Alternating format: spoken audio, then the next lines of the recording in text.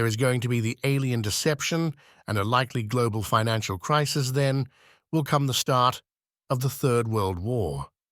After the war, there will be a terrible global famine, and during this time the Lord's Church will regroup and become a light to the nations. It will gain many new converts to it, and some nations that are majority Protestant will convert to Catholicism.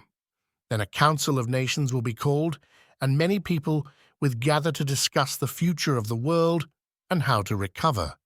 At this time the Antichrist will make his appearance. He will say that he is a man of peace, and that he wants to help build bridges between East and West and restore Jerusalem. The entire world will be besotted with him, and some people will believe he is some kind of Messiah. He will befriend the Jewish people and will allow the building of the new temple while maintaining a state of peace between the Jews and the Arabs. Things will be peaceful for a while, and religious worship will be permitted. There will be a misplaced sense of security until the Antichrist has built up his army and his influence in the world. He will, without warning, take over Jerusalem by force. There will be riots, and many people will be killed, and he will enthrone himself in the newly built temple, using it as his own private palace. He will take control of all nations and peoples. He will destroy the flags and identities of all the nations, including his own nation of origin. He will brand everyone with a mark, which is the mark of a slave and a sign of surrender to him. He will build an idol of himself and demand that people worship it.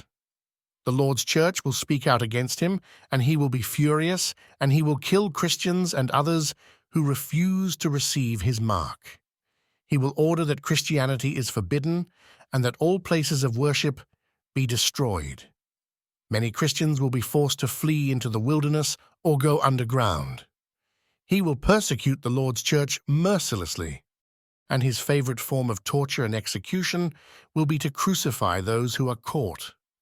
He will tolerate Muslims for longer than he does the Jews and the Christians, but after a time, his relationship with them will also begin to turn sour. At that time, people of different faiths will band together and help one another to survive. The Antichrist will receive word of incredible miracles and signs being performed by the disciples of Jesus in distant places, and he will feel uneasy and will send spies to those regions to gather more information.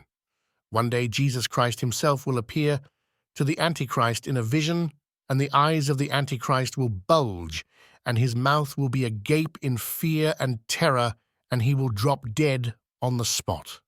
The followers of the Antichrist, those in his army, will believe his death was caused by natural causes, and they will talk amongst themselves about who will be his successor, but this successor will not come to pass. One day the sign of the cross will appear in the sky, and the audible voice of the Lord will be heard by all on earth. People will be amazed, and the Lord's Church will jump for joy. They will sing, dance, and cry tears of joy. Those who have received the mark of the Antichrist and have done his bidding will get down on their knees and tear their clothing. They will pick up sharp objects and stones and attempt to cut the mark of the beast out of their flesh while pleading to the heavens for forgiveness, but the Lord will not hear them. Those remaining Jews and Muslims will bow down and say, "Blessed is he who comes in the name of the Lord." Then everything will disappear in an instant, the living and dead will rise, and the Lord Jesus will appear before them on his glorious throne of judgment, and he will separate the sheep from the goats.